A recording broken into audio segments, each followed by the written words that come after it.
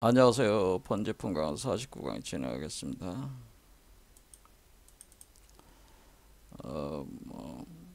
선불교에서는 깨달음의 상태를 본각이다라고 하면서 이 본각을 표현할 때 본래면목이라는 표현이나 또는 본지품강이라는 말을 사용을 하는데요. 강좌 시리즈도 본지품강으로 해서 제목을 구성을 했기 때문에 본각의 상태를 구현하는 그 이치에 대한 선불교적 그 수행 체계를 공부를 하는 강좌 시리즈라고 볼 수가 있죠. 그래서 이 본지품강의 상태의 성품의 상태를 불성이라고 하는 건데, 불성. 이것은 불성의 상태 자체가 비이원성, 다른 이거는 이제 아드비아라고 하는데, 아드비아, 우리가 베단타 철학에서는 아드비아라고 하는데요, 비이원성 상태라고 하는. 그러니까 비이원성이라는 거는 이원 분별심이 없는 상태를 뜻하는 거니까, 비이원성은 일심의 상태다는, 일심.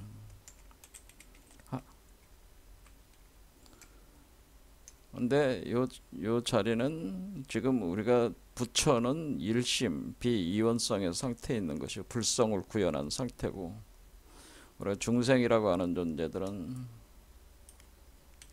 중생은 이원 분별심, 분별심 상태에서 살아가고 있는데, 이런 기본적인 상태가 무명이라고 하는 거죠. 이걸 무명이라고 하는 거죠. 그래서 불교는 이원 분별심을 어떻게 본래 비이원성의 상태로 다시 되돌릴 것이냐라고 하는 것이 수행의 핵심이다고 볼 수가 있어요. 그러니까 그것이 곧 무명을 깨트리고, 이 이원 분별심 무명으로 인해서 무명에서 기원하는 마야 환영의 세계를 해탈할 수가 있다는, 이 세계를 해탈할 수 있다. 그것은 비이원성을 성취를 해야지만이 가능하다. 그러면 이원 분별심이라고 하는 것은 사실은 이원 분별심 상태가 바로 영기라고 하는 거죠. 그것을 바로 영기라고 하는 것인데, 불교에서 얘기하는 영기 상태는 선과 악, 진실과 거짓, 남자와 여자, 하늘과 땅, 태양과 달, 이렇게 이제 분별이 된 상태로 돼서 이것을 다시 하나로 합해야 된다는 거. 그러면은 이 합하는 거를 가리켜서 융합시키는 거죠. 그러니까 이 두 개를 융합을 하는 것을 두 개를 융합을 하는 것을 이원 분별심을 일심으로 돌리는, 그러니까 비이원성으로 돌리는 것을, 그것은 이제 회복하는 거죠. 불성을 회복하는 것을 우리가 쌍차, 그러니까 이온 분별신 상태를 버린다, 그런 개념입니다. 차라고 하는 것은 제거를 한다, 버린다, 양변을 제거를 한다, 그런 뜻이에요. 양변을 제거를 하면 쌍차는 돌리는 쌍차 수행은 바로 그것이 대백색성마법이라는 거로 밀교 체계는 구성이 되어 있다고 하는 겁니다. 그것도 화이트 섹슈얼 매직이라고 하는 것이 우리가 남자와 여자라고 하는 이원성 상태인데, 남자와 여자가 각각의 그 남성성과 여성성에 대한 어떤 집착을 갖게 된 그 집착을 벗어나려면은 남성성과 여성성이 결합을 해야 된다. 그러면은 인간들, 우리 그 중생 중에 인간들이라고 하는 것은 가장 그 격렬한 그 체험이라고 하는 것이 섹스 체험이죠. 그래서 그 섹스라는 그 체험 상태로 이 과정을 진행을 시킨다. 그럴 때 우리가 정면 몸 안에서 아스랄 바디, 정면 몸 안에서 두 가지 맥도가, 하나는 남성 에너지고 하나는 여성 에너지. 우리가 칼 융이 얘기하는 아니마와 아니마스와 같은 거죠. 칼 융의 심리학에서 다룬 아니마와 아니마스. 이거는 남성성과 여성성. 그런데 그것을 관념이 아니라 실제로 그런 기운이, 그 기운이 소용돌이치고 있다고 하는 겁니다. 근데 두 개가 융합을 해야 된다는, 두 개를 융합을 시킨다. 그럼 두 개의 기운을 결합을 시키는 게 섹스 운동인데, 그런데 이것이 어떤 남자와 여자라는 몸으로 실제로 결합을 하는 게 아니라 이 기로, 기운을 결합시키는, 그러니까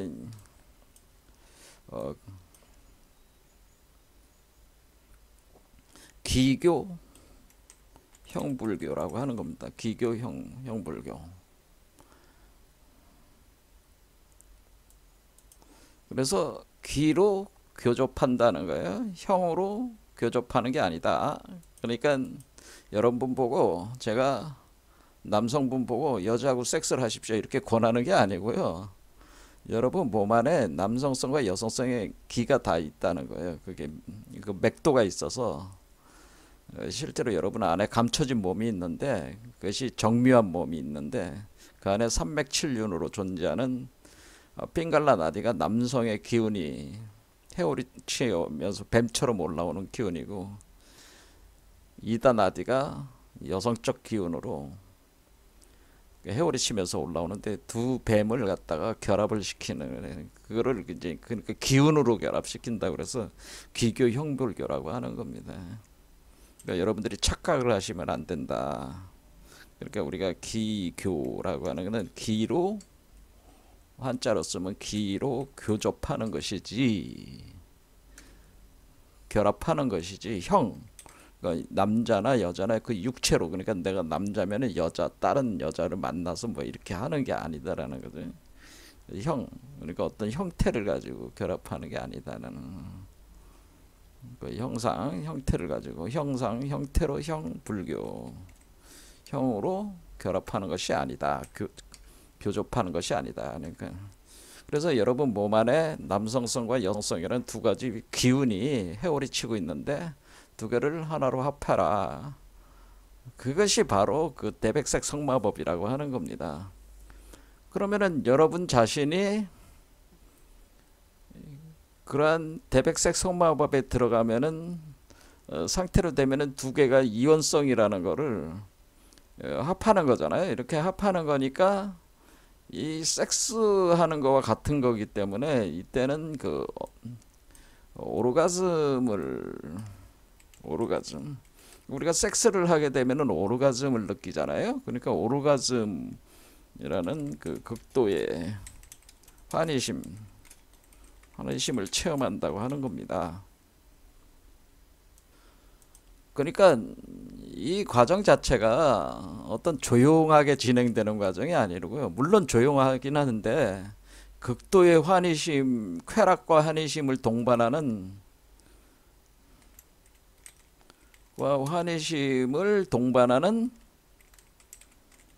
고요한 상태. 그러니까 우리가 이 오르가즘이라는 게 격렬한 상태가 아니라 극도의 그 쾌락 상태인데, 환희심 상태인데, 아주 고요하게 그 밀도 있게 그 들어오는 감성 상태라고 이렇게 봐야 되죠. 그러니까 그런 상태입니다. 그러니까 격렬한 동적, 외부적으로는 동적인데 내부적으로는 정적이라는 거죠. 그러니까 동적 균형 상태라는 거죠. 그러니까 우리 이거를 균형이 잡혀 있다는 거죠. 남성의 에너지와 여성의 에너지가 팽팽하게 균형을 잡으면서 평등하게 결합을 하고 있어가지고 이거 동적 균형 상태라고 하는. 그러니까 동적 균형이라고 하는 것은 고유, 그러니까 멈춰 있는 정적인 게 아니로 동적이다, 말 그대로 동적이다라고 하는 동적. 그러니까 운동성이 굉장히 강하다고 하는 겁니다. 자, 이런 식으로 하는 것이 이제는 본래적으로 과거부터 이렇게 고대로부터 내려오는 수행법이라는 거예요. 이게 대백색 성마법은 고대로부터 내려오는 중도 일체 실상 수행법이라고 하는 것이고, 바로 석가모니가 바로 이걸로 성취했다는 거죠. 그러니까 석가모니가 중도 일체 실상 수행법은 영기구조로 되어 있는 두 가지 그 요소를 결합을 함으로써 마치 물질과 반물질이 되어 있는 상대적인 영기구조를 두 개로 합하면 빛으로, 감마선으로 변하니까 빛의 에너지로 바뀌어버린단 말이야. 그런 식으로 중도 일체 실상 수행법을 통해서 석가모니도 우리가 고따마 시달다도 이 수행법으로 성불했다고 하는 겁니다.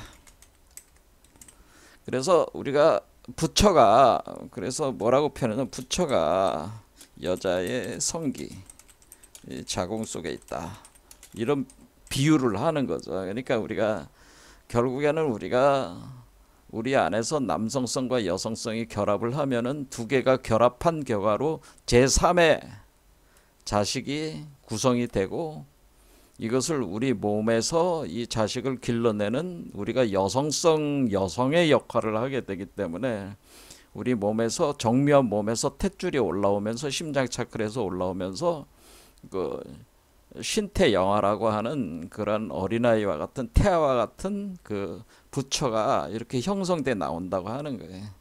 그래 우리가 이제 여성성이라는, 그래 우리 그러면 여자가 그 마치 아이를 자궁에서 키워내듯 부처를 키워낸다.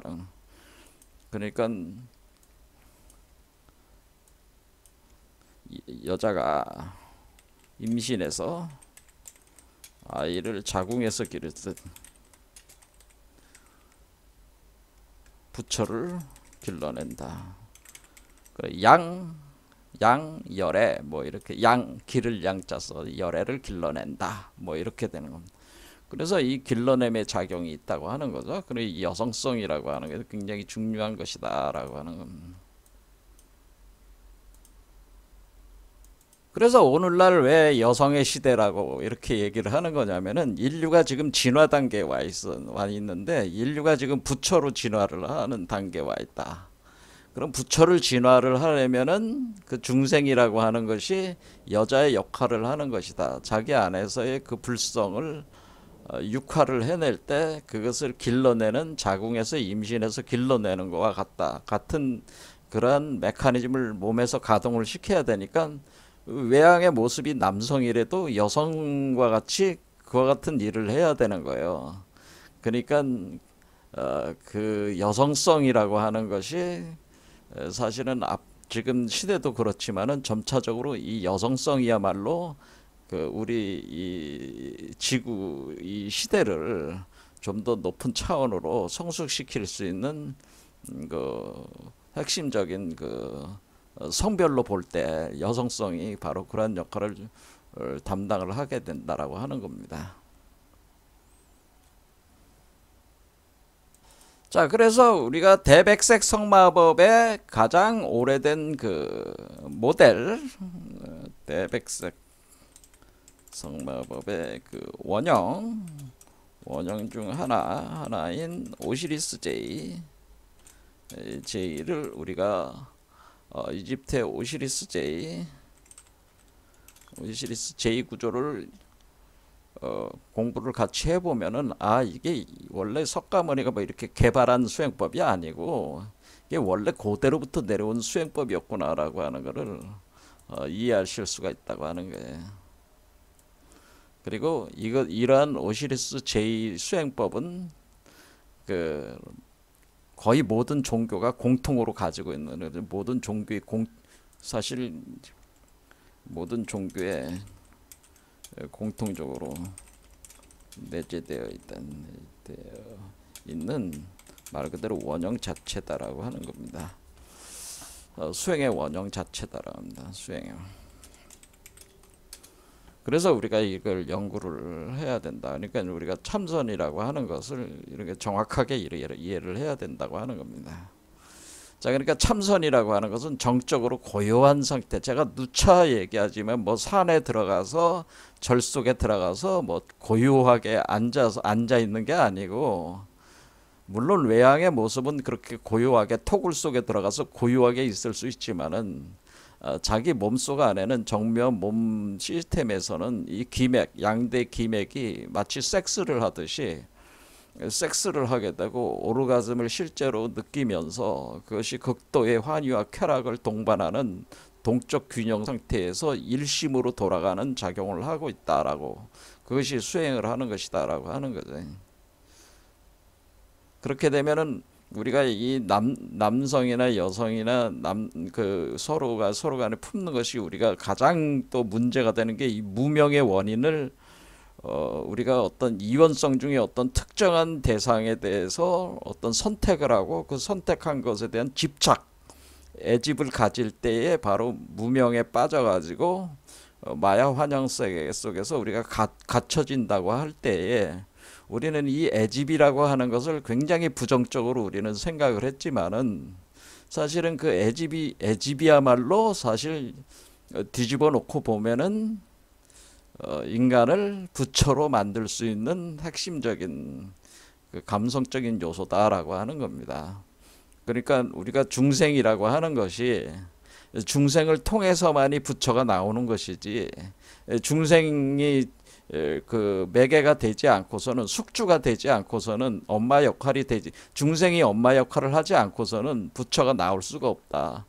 그러면 중생에 있어서 가장 강력한 그 감성이 이 사랑에 대한, 섹스에 대한 감성과, 그리고 자식을 길러내는 감성과, 이런 감정적인 요소들이 사실은 부정적으로 생각을 할 것이 아니라고 하는 거죠. 그러니까 중생이야말로 부처를 태어나게 하는 그릇과 같기 때문에, 이러한 요소들을 부정적으로 우리가 음란한 어떤 그런 속성이다라고 해서, 음살도라고 해서 그거를 계율 체계로 억눌러 왔던 것들을 우리는 한번 다시 검토를 깊이 해볼 필요가 있다고 하는, 이게 과연 그렇게 하는 것이 우리가 선불교 체계의 그런 이상과 또 부합되는 거냐, 이런 부분에 대해서도 깊이 생각해 볼 필요가 있다. 자, 그래서 일단은 우리가 대백색 성마법이라고 제가 계속 얘기를 하겠습니다. 그래서 우리 그 궁울빛 아카데미에서는 대백색 성마법을 핵심으로 하는 거예요. 이게 중요한, 이게 이제는 다른 데하고 이제 다른 개념이라고 하는 거죠. 대백색 성마법의 기교, 형불교의 그 두 개의 에너지를, 섹슈얼 메커니즘을 가동시키고 거기서 임신되는 그 열애를 길러내는 그런 과정, 그것은 엄마의 역할을 하는 그런. 그러니까 이제는 이 두 개 있어서 여성성의 역할을 굉장히 우리 궁울빛 아카데미에서는 강조를 한다, 그런 얘기입니다. 자, 그러면은 이거를 좀 깊이 하기 위해서, 자, 이집트의 오시리스 제이를 이제는 오늘부터 이제 좀 보려고 하는데요.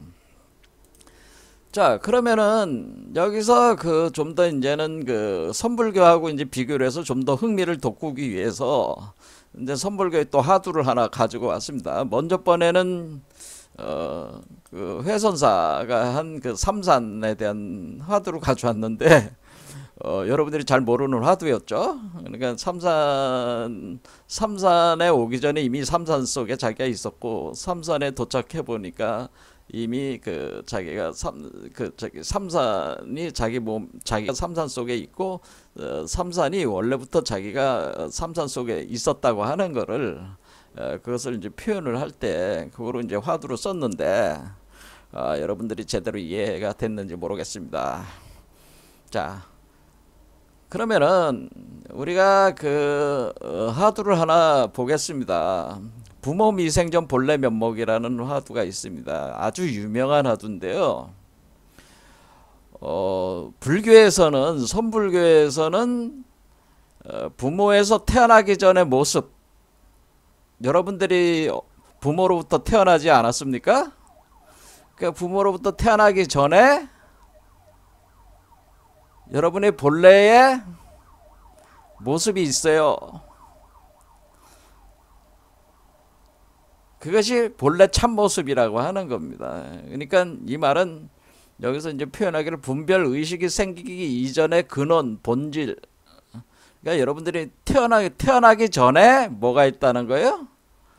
부처가 있다는 거죠. 그러니까 이게 우리가 중생으로 태어나기 전에, 제가 누차 얘기했지만은 중생으로 태어나기 전에 당신은 부처다, 당신은 부처였다고 하는 겁니다. 이거 이 얘기와 같은 얘기죠. 그러니까 부모 미생전 중생으로 부모로부터 태어나기 전에 당신은 부처였다. 그러니까 그 부처를 상태를 구현하면 된다, 그런 얘기예요. 그러니까 태어나기 전에 뭐 어떻게 내가 부처였다는 거, 그게 무슨 말이냐? 이제는 화두를 이제 푸는 거지. 이게 왜 유명한 화두냐면은 향엄지안이라는 분이 계십니다. 아주 유명한 선사인데, 향엄지안 요 분이 있었는데 과거에 향엄지안이라는 분이 머리가 엄청 똑똑해가지고 책 한 번 읽으면은 다 외워버릴 정도로 머리가 굉장히 엄청 좋았어요. 그래서 뭐 한마디를 물으면은 뭐 100마디를 하고 이런 식으로 대답을 하고 그런 식으로 하니까, 한 가지를 가르치면 100가지를 알아. 그러니까 이게 또 그냥 막힘없이 모든 걸 다 그냥 설명을 할 정도로 아주 그냥 아주 지혜가 아주 총명한 사람이었대네. 너무나 뛰어났다, 이게 향엄지안이. 그러니까 이제 공부를 좀 많이 했겠어요. 그 뛰어난 머리 가지고 수많은 책들을 보고 그 경서들을 읽으면서 이제는 그걸 닦아가지고 엄청나게 공부를 했겠죠. 그래서 이제는 자기 딴에는 자기가 최고라고 이제는 어떤 그런 자만에 또 이제 빠져있겠죠. 아무리 둘러봐도 자기보다 똑똑한 사람이 없어. 그런 상태인데, 원래 향엄지안이라는 분이 백장회라는 분 아래서 이렇게 회인가? 회? 여러분한테 이제는 그 회를 스승으로 모시고 공부하다가 이제는 그 백장회라는 분이 이제는 그 돌아가셨죠. 그래서 스승이 돌아가더니 백장회 죽었다. 그러니까 이제는 자기가 아직은 젊으니까 그래도 뭐 그 계율이 그 나름대로 자기네 공부하는 과정이 있으니까 자기가 지금 그 어떤 전례에서의 위치가 있지 않겠어요? 그래서 새로운 스승을 또 찾아야 되는 거니까 그 절 안에서 이제는 그 찾은 그 사람이 이제 위산영우라는 분인데, 위산영 영우를 스승으로 모시려고 찾아갔다는 거예요. 새로운 스승으로 하니까, 옛 스승이 돌아가셨으니까 새로운 스승으로 모시려고 이제 찾아갔어요. 그러니까 위산영우가 보고, 이게 아주 유명한 놈이잖아. 이게 항엄지안이 머리도 똑똑해, 너무 똑똑해. 머리를 날린다 그래. 그걸 머리를 날린다. 그러니까 머리가 날아가는 놈이야. 이게 그냥 너무 똑똑하니까 위산영우가, 내가 너 엄청나게 똑똑하다는 얘기를 내가 너한테 들었다. 뭐 요즘에로 따지면 뭐야? 뭐 서울대도 나오고, 어떻게 보면은 뭐 하버드대도 나오고, 뭐 북경대학도 나오고, 뭐 가는 곳마다 다 저기를 날렸다 이거죠. 뭐 그 정도로 못 뛰어난다. 뭐 그렇게 너가 그 엄청나게 머리가 좋다며 공부를 그렇게 많이 했다며 뭐 이렇게 유산여우가 추켜주니까 아이 뭐 별거 아닙니다. 겸손을 좀 떨어야죠. 그러니까 유산여우가 네가 그렇게 똑똑하니까 내 질문에 한번 답을 해봐라. 그러니까 물어보세요. 질문해 보세요. 이런 거죠. 그러니까 유상여우가 부모 미생전 본래 면목이 뭔지 아냐 이렇게 질문을 던져. 그러니까 부모에게서 태어나기 전에 본래 면목이 있는데 그 부모로부터 태어나기 전 본래 면목이라는 그 의미가 뭔지 알겠냐 이렇게 내 말이 무슨 의미인지 알겠냐 이렇게 하니까 형엄지한이 머리가 그냥 번쩍하는 거죠. 처음 들어보는 얘기죠. 자기가 여태까지 그 경서를 엄청 읽었는데 뭐 그런 말을 못 들어봤거든. 그러니까 그냥 놀라가지고 이런 거 아닙니까? 이렇게 하니까 그거 아니야. 그러니까 이거 아닙니까? 그러니까 또 아니야. 그러니까 또 이제는 그럼 제가 한번 또 생각을 해보고 와서 또 말씀드리겠습니다. 이렇게 또 가가지고 경서를 엄청 뒤져가지고 또 이거 아닌가 해가지고 와가지고 이거 아닙니까? 하니까 그것도 아니야. 또 이거 아닙니까? 그거 아니야. 아니라고 하니까 아니 이거 온갖 경서들을 뒤져가지고 자기가 아는 안에 머리를 짱구를 엄청나게 돌려가지고 이제는 그 해답을 만들어가지고 이제 제시를 하는데도 유산여우는 고개를 절레절레 흔들어 버리니까 이게 안 통하잖아요. 그러니까 형엄지한이 도대체 이게 뭔 뜻이지? 내가 모르는 것도 있었나? 야, 그래서 이 부모로부터 태어나기 전 본래 면목이 뭐냐 이렇게 하면서 이제는 그 의문에 의문을 꼬리를 물고 가는 거야. 이게 이제 가나선인법이라 가나선법. 그러니까 이렇게 끊임없이 그 의문이 끊임없이 일어나면서 아주 그냥 뼈에 사무칠 정도로 그냥 뼈에 사무치는 거예요. 그래서 이게 답을 못 내니까 떠났어요. 떠나가지고 헤매고 다녔다가 그 답이 생각이 안 나니까 결국 떠나가지고 이제는 해충국사인가 해충국사의 무덤을 찾아갔다. 이게 답을 못 냈으니까 참 그러니까 이런 것도 답을 모르면은 내가 무슨 공부가 했다고 할 수 있겠냐. 그냥 무덤이나 돌보면서 여기서 지내야 되겠다, 죽어야 되겠다 생각하고 이제는 무덤을 이제 관리하는 거죠. 관리할 때 어느 날 이제는 무덤을 돌보면서 관리를 하니까 무덤 주변을 이제는 빗자루로 딱 쌀이 빗자루로 쓸 거 아니에요. 싹싹 쓸 때 그 쌀이 빗자루에 돌이 탁 쳐가지고 돌덩이가 탁 날아간 거예요. 그래서 그 쌀의 빗자루 우질하다가 돌을 쳐서 날아가서 대나무를 딱 맞췄어. 탁 맞추면서 딱 소리가 났다. 이렇게 딱 소리가 났다. 이렇게입니다. 딱 소리가 나니까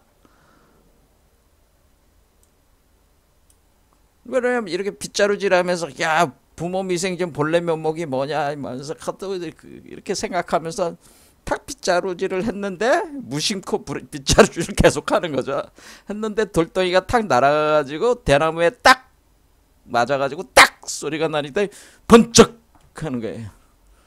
그 순간 깨달았다는 거예요. 그 순간 깨달았다.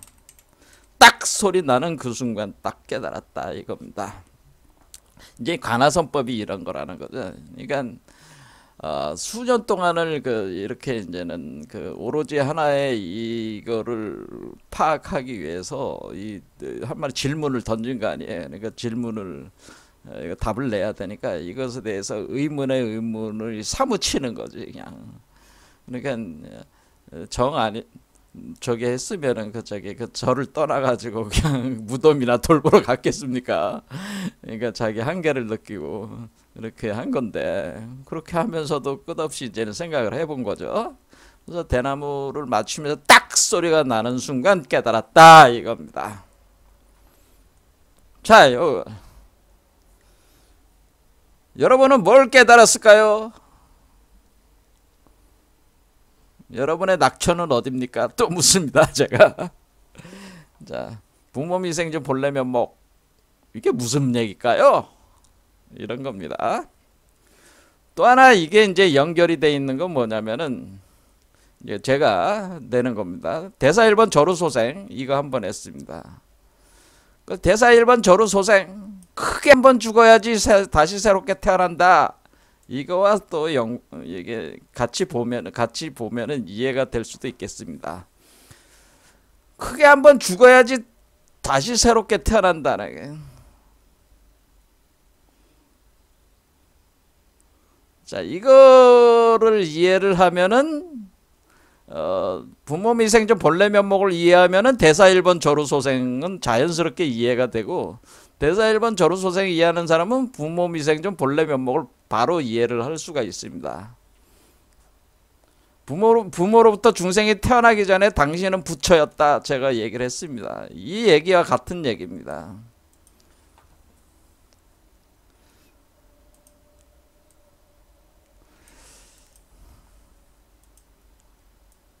자, 제 강의를 들으신 분들은 한번 이 화두를 가지고 생각을 해보세요. 자, 부모미생존 본래면목, 대사 1번 저루소생, 부모로부터 중생으로 태어나기 전에 당신은 본래 부처였다. 뭐 이런, 이거는 제가 한 얘기입니다. 제가 한 얘기인데 본래 이렇게 얘기를 하고죠. 뭐 선불교에서도 늘상 하는 얘기잖아요. 이걸 깨달은 거죠. 자, 이미 아는 내용도 아주 처절하게 알게 하기 위해서 이렇게 그러니까 우리가 여러분들이 뭐 아는 것 같지만은 안다고 하는 것 같지만은 그 안다고 하는 것이 굉장히 피상적이라고 하는 거예요. 그러니까 보통 이 공부하시는 분들이 공부가 피상적이다. 피상적이면은 맨날 듣는 얘기잖아. 우리 몸속에는 불성이 있습니다. 이게 맨날 듣는 일. 맨날 성불하십시오. 맨날 그런 얘기 듣지만은 그런 것이 피상적이야. 근데 그것을 아주 절절하게 깨우침이 일어날 때 그 피상적인 것이 진실로 이해가 된다. 그런 얘기. 근데 대부분의 사람들이 거의 다 피상적으로 알고 있다라고 하는 겁니다. 이런 것들도. 그래서 공부가 피상적이지 않기 위해서 가나선이라고 하는 걸 통해 가지고 공부 피상적이었던 그 관념들을 아주 몸 깊이 아주 처절하게 각인이 되도록 깨달음을 주는 그런 어떤 가르치는 방법이 바로 가나선이라고 하는 걸 알 수가 있어요. 그렇죠? 그러면서 그 과정에서 오로지 하나의 생각으로 응집을 하니까 이 정일 집중이 되는 거다. 그런 얘기입니다. 자, 가나선에 대해서는 나중에 또 이제 더 가나선법이 어떤 측면에서 그 특장점이 있느냐에 대해서는 나중에 제가 한번 제 생각을 피력해 보기로 하고, 오늘은 그냥 이걸 계속하겠습니다. 자, 그러면 이런 것이 우리가 오시리스 제이와 무슨 상관이 있나요? 지금 제가 이제 오시리스 제이 하다가 이런 얘기를 이제는 오시리스 제이를 얘기하다가 지금 이 화두를 지금 얘기했잖아요. 오시리스 제이와 상관성. 그러면은 이 화두를 이해하는 사람은 오시리스 제이도 이해한다. 그런 얘기입니다. 제 말씀은. 그러면 대백색 성마법도 이해가 가능하다. 그런 겁니다. 이렇게 쭉 가는 거예요. 그러니까 하나를 통하면은, 하나의 화두를 정확하게 통할 수 있으면은 많은 문제들이 해결이 된다. 그 중에 이 부모미생전 본래 면목은 사실 굉장히 엄청난 화두라고 생각합니다. 제 개인적으로는 그 이 하나의 화두에 통할 수 있는 사람은 상당 부분을 다 통할 수가 있어요.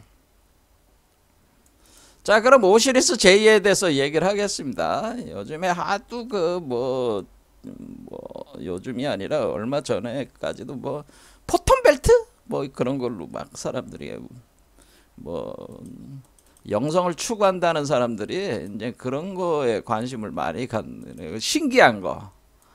여러분들한테 뭐 신기하게 느껴지 뭐 하늘의 별자리들이 뭐 어쩌고 이렇게 뭐 지구에 어떤 영향을 미치고 뭐 이런 설레발 떠는 사람들이 많잖아요. 그렇죠? 그러면 이제는 뭐 채널러들하고 통신한다 뭐 한다 하면서 그거 가지고 이제는 떠들어대는 사람들이 많은데, 이렇게 이제 하늘의 별자리의 그런 거를 보고 이런 어떤 미래를 예측하거나 어떤 이치를 설명하는 그런 거를 아스트롤로지라고 하는 건데, 점성술이라고 하는 건데, 요 그 포톤벨트라고 하는 게 요즘에 굉장히, 요즘이 아니야 뭐 몇십 년 전부터 이게 굉장히 포톤벨트 얘기가 항상 있었잖아요.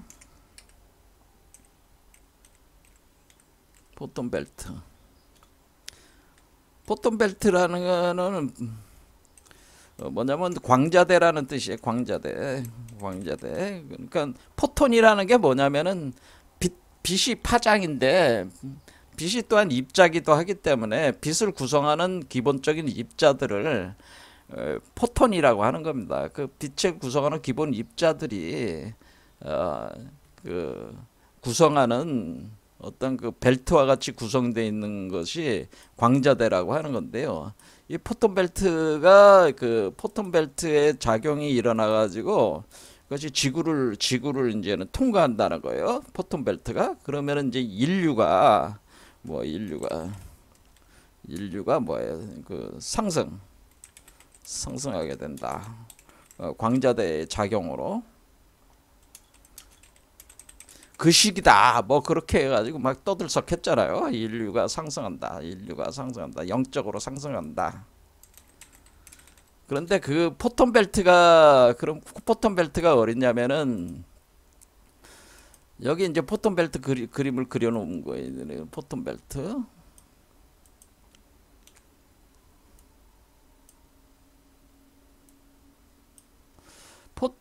포톤벨트에 요게 포톤벨트인데요. 요 포톤벨트에 그 솔라 시스템이 이제 요 벨트가 이제 통과를 한다 그 얘기죠.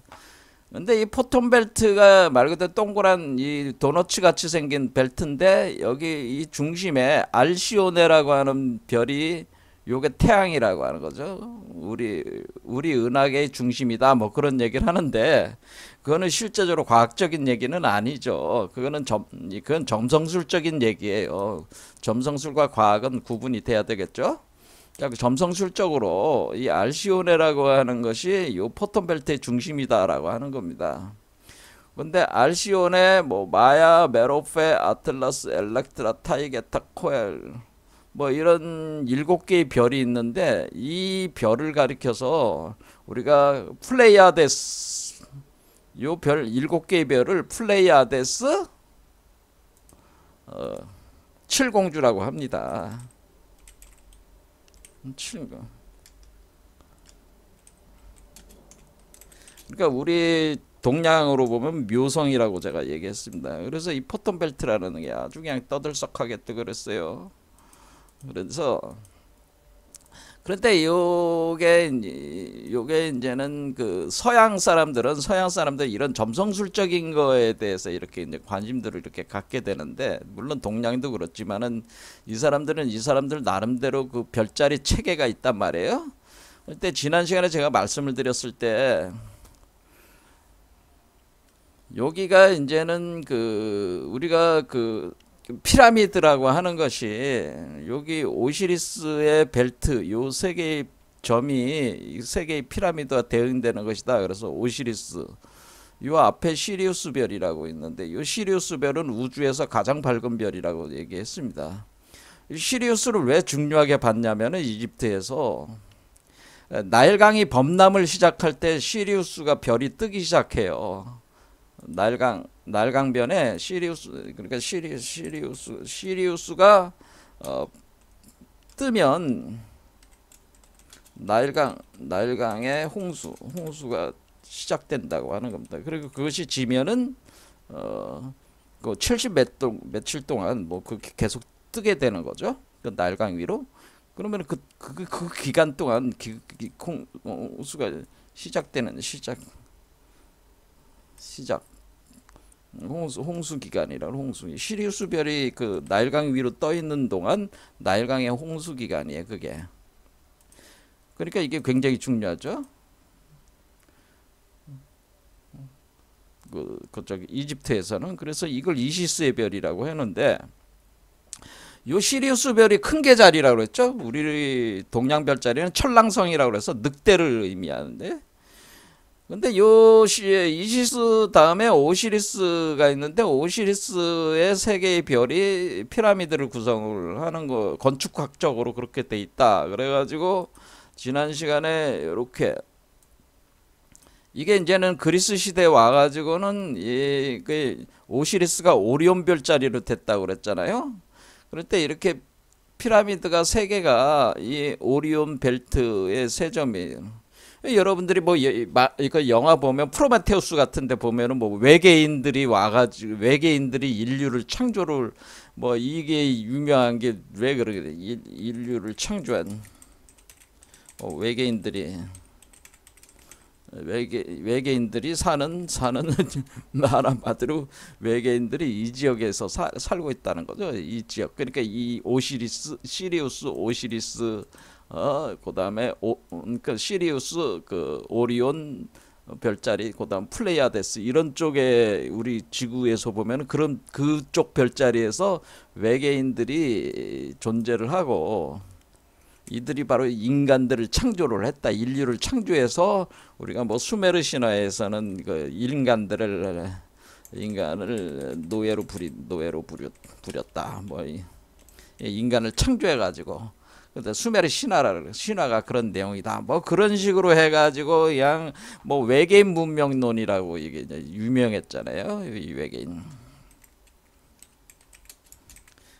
그러면서 이제 프로메테우스라는 영화를 보면은 프로메테우스라는 그 거인족 티탄 외계인이 이쪽 오리온 별자리에 있는 이 별의 그 모양 자체가 오리온 별자리 모양이에요. 그래서 전 세계에 발견되는 그 별자리에 존재하는 그 공통으로 나오고 있는 그 별자리가 오리온 별자리인데, 그 오리온 별자리에 있는 그 외계인들이 그 인류를 창조하고 인류에게 문명을 전수를 해줬다. 뭐 이런 개념들이 이제는 이게 유명한데, 근데 요 바로 뒤에 바로 뭐냐면 플레이아데스, 그러니까 요 포톤벨트라고 하는 것이 요 황소자리 다음인 여기 플레이아데스 묘성. 요 뒤로 이렇게, 그러니까 이 뒤로 쭉 이렇게 올라가면은 여기 이제 플레이아데스 광자대가 여기죠, 여기. 그러니까 시리우스, 오시리스, 황소자리, 그다음에 광자벨트, 뭐 이런 식으로 구성된 이런 식의 흐름이에요. 그러니까 여기를 그러니까 상당히 서양권에서는 뭔가 의미가 있다라고 이제 계속 이제는 보고 있는 거죠. 자, 그래서 여기 이 별자리와 관련돼 있는 그 존재들이 바로 이집트의 오시리스 제이와 관련돼 있다고 하는 겁니다. 그리고 오시리스 제이는 사실은 대백색 성마법과 관련이 돼 있다, 그런 얘기입니다. 그리고 이것이 앞에서 제가 화두로 얘기한 화두들을 푸는 열쇠도 여기와 또 이걸 연결이 돼 있다, 이런 얘기입니다. 그러니까 이게 공부해 볼 만하죠. 그리고 이 오시리스 제이를 그 유대 쪽으로 끌고 간 게 그 모세가 카발라 철학을 모세가 이제는 구성을 해가지고 창세기부터 이제 모세 오경을 구성을 할 때 이 카발라 철학의 요 카발라 철학의 그 기원은 사실 오시리스 제이에 있다 그런 얘기가 되는 거고, 우리가 그것이 우리가 그 명상, 우리가 요가 명상에서 여기서 그 아홉 번째 최고 경지 상태를 카이발리아라고 그랬잖아요. 그러니까 요걸 카발라라고 제가 카발라. 그러니까 요가 수행 체계가 최고 수준의 카발라고, 이 카발라가 오시리스 제이에서 시작이 돼가지고 유대교로 가고, 이게 다 연결이 돼 있다고 하는 거죠. 또 우리 한국에 있는 한국의 환웅이라고 하는 환웅의 이름들 중에는 카발라라는 이름이 있다는 거. 거발라나 뭐 거블리 뭐 이런 식으로 그 환웅들이 환웅의 명칭들이 이렇게 그 우리 이제는 그 환인의 그 다음 시대에 환웅들이 등장하잖아요. 단군이 태어나기 전에. 그러니까 환웅들의 명칭이 카발라하고 이게 관련이 이렇게 있기 때문에 이게 상당히 공부를 좀 이게 같이 이렇게 해보면 좋다 그런 얘기입니다. 그러니까 지금 우리가 요가 체계에서도 제가 지금 선정산매라고 하는 것 자체가 요가 체계에서 나오는 말들을 가져온 거잖아요. 불교에서. 그게 이제 최종적으로 이게 카발라람 그런 얘기입니다. 그런데 이것이 오시리스 제이가 담고 있는 것들이 바로 부모미생전 본래 면목, 그 다음에 그 우리가 대사 1번 조루소생 뭐 이런 개념들의 실마리들이 다 여기에 있다고 하는 거죠. 그리고 우리가 이 오시리스 제이의 핵심 인물 중에 하나가 호로스인데, 우리 미국의 1달러짜리 지폐, 여기 1달러 지폐 미국에 여기 원 이렇게 돼 있잖아. 1달러. 이게 호로스의 눈이 있는 피라미드가 나오잖아요. 그러니까 야 이게 미국의 문명과 그다음에 여기 이제 독수리가 나오는데 이 독수리가 의미하는 게 이렇게 이와 같이 미국 문명과 미국이라는 나라의 그 상징성의 그 바탕에는 이 피라미드가 이렇게 있다. 호로스의 눈이 있다. 그렇기 때문에 이게 상당히 그 어떤 좀 공부를 해볼 필요가 있어가지고 제가 이제는 가져온 겁니다. 자, 그러면은 우리는 기본적으로 뭘 알아야 되냐면은 오시리스 제이라고 하는 오시리스 관련 이야기를, 그러니까 신화를 우리는 한번 이해라기보다는 뭐예요? 좀 알 필요가 있다고 하는 거죠. 알아야지 당연히 뭐 해석할 거 아니겠어요? 자, 오시리스는 여기에 이렇게 그림이 이렇게 그려지듯이, 요게 이제 오시리스고 요게 이시스입니다. 오시리스와 이시스. 그러니까 오시리스의 부인이 이시스입니다. 그러니까 오시리스와 이시스.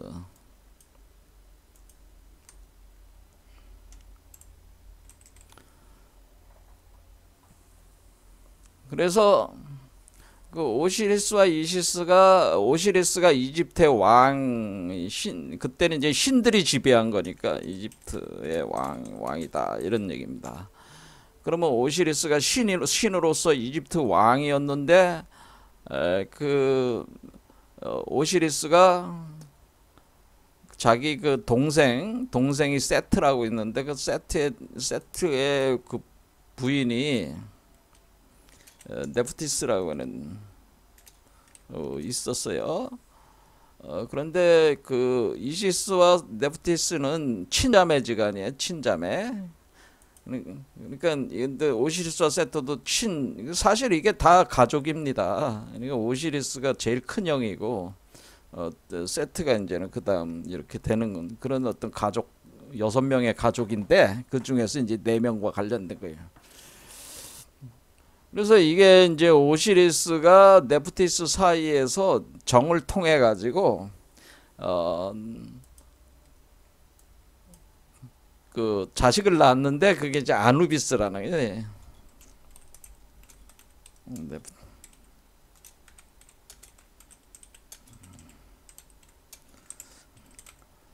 그러니까 봐도 구도가 어떻게 돼요? 진짜 세트가 자기는 오시리스는 형이 친형이죠. 근데 친형이 자기 마누라와 사통을 해가지고 아누비스를 낳았으니까 세트가 열받겠어 안 받겠어? 날 뭘로 보는 거야? 뭐 이거 아닙니까? 내가 이걸 모를 줄 알고 그렇게 둘이 사통하는 거야? 뭐 그런 거죠. 그럼 뭐야? 남자의 자존심에 엄청난 상처를 입었으니까 이제 복수를 하는 거죠. 세트가 이제는 언젠가는 이 오시리스에게 그 복수를 해야 되겠다 해서 그 복수를 꿈꾸고, 그 복수를 하면은 당연히 이집트 왕위를 찬탈할 수도 있는 거 아니겠습니까? 그래서 세트가 계획을 철저하게 세워가지고 일종의 그 오시리스 생일, 뭐 또는 뭐 오시리스 생일이라고 봅시다. 워낙에 이 기원이 관련된 얘기들이 많아가지고 통일된 얘기들을 구성하기 어렵다니까요. 오시리스 생일에 오시리스에게 선물을 한다네요. 선물. 그러니까 세트가 자신의 그 자신과 따르는 그 대신들과 함께 오시리스에게 선물을 주는데, 관을 선물로 줍니다. 관을 선물로. 그러니까 관이라고 해서 주지는 않았겠죠. 관과 같은 어떤 그런 물건을 선물로 줬어요. 그러니까 오시리스가 그걸 보고 엄청나게 화려한 관이겠죠. 그러니까 이제 오시리스가 보고, 야 이거 뭐 장롱처럼 생겼을 수도 있죠. 근데 요거 정말 관같이 생겼다. 내가 거기 가서 누워보고 싶다. 그래서 그 들어가서 한번 누워보세요. 그러니까 오시리스가 그 관 속에 들어가서 누웠어요. 누웠을 때 그 관에서 그 쇠꼬챙이들이 빡 나오면서 오시리스를 찌르면서 관 뚜껑이 팍 닫힌 거야. 그래서 오시리스가 이제는 죽은 거죠. 그래서 선물하여 관에 가둬서 죽이고 살해를 한다는 죽인다.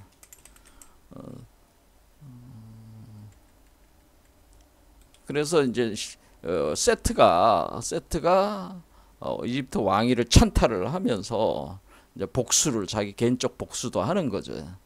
그래서 이걸 이제 관을 갖다가 나일강에 던져버립니다. 그러니까 이제 관이 떠다니는 거죠. 관이 떠다니다가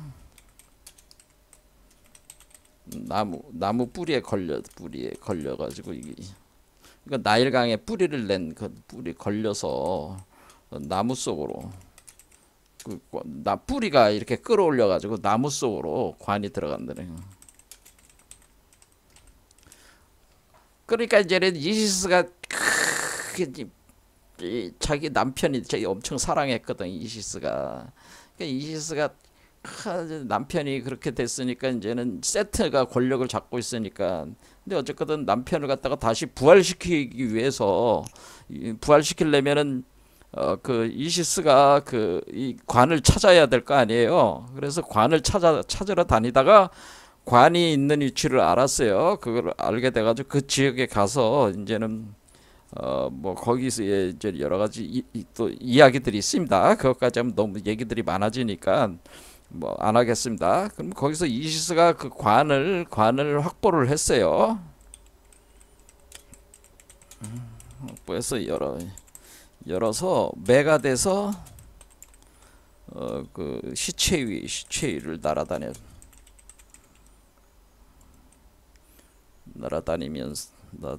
날아다녀서 뭐가 되냐면은 임신을 하게 됩니다.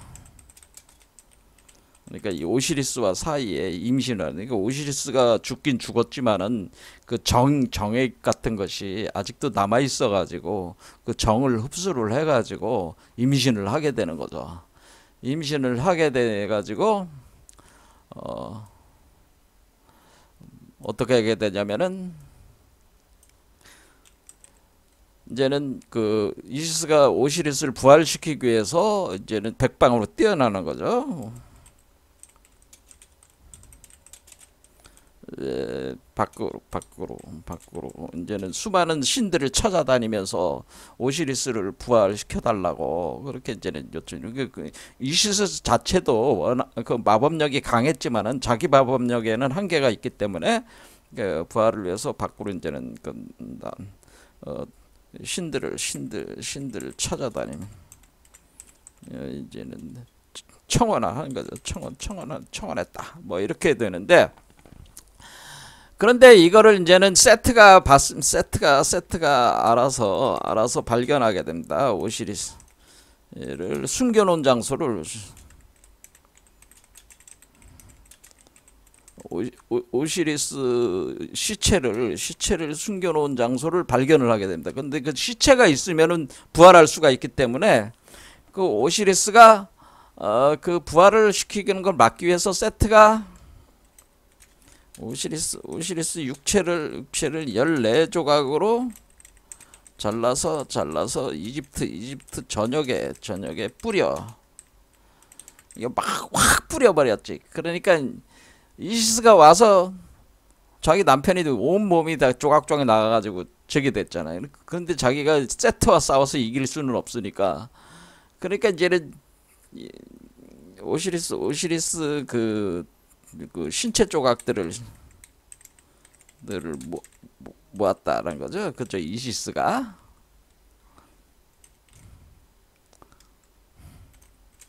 근데 이시스가 오시리스의 신체 조각을 모았는데 그 14조각을 다 모이질 못하고 한 조각이 빠졌어요. 한 개를 회수 불가. 그거는 뭐냐면은 그 한 개가 바로 오시리스의 성기야. 나일강의 물고기가 꿀꺽했다. 이게 꿀꺽해가지고 꿀꺽해서 이거를 다 먹어봤으니까 소화가 다 돼버렸으니까 뱃속에 들어갔으니까 이게 뭐 어떻게 할 수가 없잖아요. 그래서 이제는 그 이시스가 오시리스를 부활시킵니다. 그 부활시킨다. 그 태양신 라의 도움을 받아서 태양신 라와 그리고 지혜의 신 토트 등의 도움으로 부활을 시킵니다. 하지만은 오시리스는 그 죽음의 세계에서 나올 수는 없었고, 그러니까 죽음의 세계에서 부활한 상태에서 현세로 돌아오지 못한 자야. 현세로 그러니까 이승, 저승, 그러니까 죽음의 세계니까 저승에서 부활을 했지. 이게 저승에서 이제는 부활을 한 건데. 현세 2승으로는 못 나오는 거야.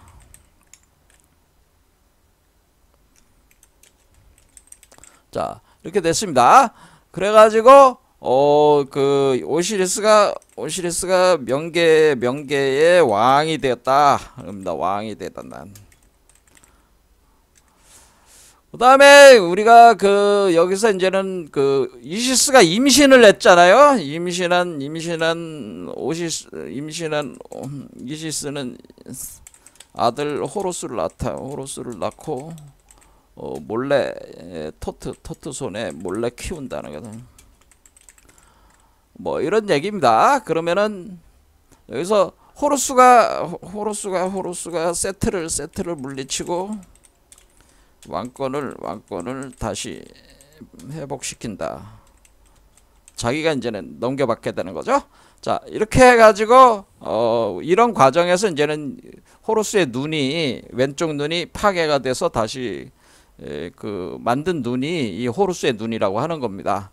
자, 이런 내용들로 이렇게 구성이 되어 있습니다. 그런데 도대체 이 이야기들이 어떻게 무모미생전 본래 면목이니 대사일범 저루소생이니 이런 말들과 어떻게 이게 연결이 되는데 어떻게 되는 거냐. 이거 도대체 무슨 얘기인지 모르겠습니다. 뭐 이렇게 생각하시는 분들이 있는데 다음 시간에 제가 또 재밌는 얘기로 풀어드리겠습니다. 오늘 여기까지 하겠습니다. 감사합니다.